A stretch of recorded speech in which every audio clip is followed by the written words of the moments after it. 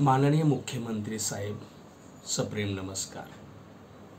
आज मी ह्या व्हिडिओच्या माध्यमातून तुमच्यापर्यंत पोहोचण्यासाठी प्रयत्न करतो आहे।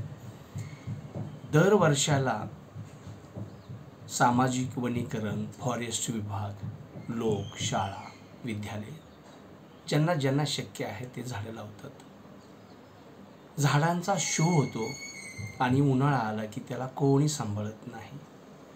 सामाजिक वनीकरण, फॉरेस्ट विभाग यांनी ह्या वर्षी लावलेली झाडं ती पुढच्या वर्षी तेवढीच जिवंत आहेत का, किमान 80% तरी जिवंत राहतील का, याचं नियोजन तुम्हाला करता येईल का?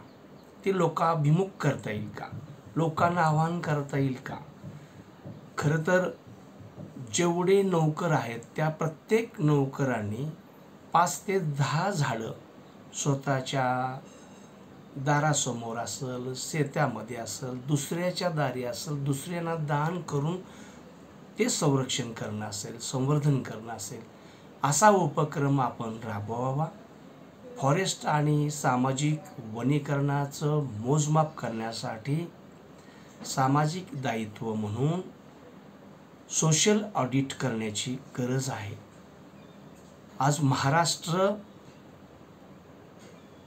दुष्काळाच्या कर्दनकाळेमध्ये होरपळून जात आहे। त्याला थांबवता येईल का? किमान तुमच्या उरलेल्या कारकिर्दीमध्ये लाखो झाडाचं लागवड आणि संवर्धन करता येईल काय? याच्यासाठी महाराष्ट्र लोकविकास या स्वयंसेवी संस्थेकडून आपणास मी विनंती करतो, सोशल ऑडिट होणं गरजेचं आहे।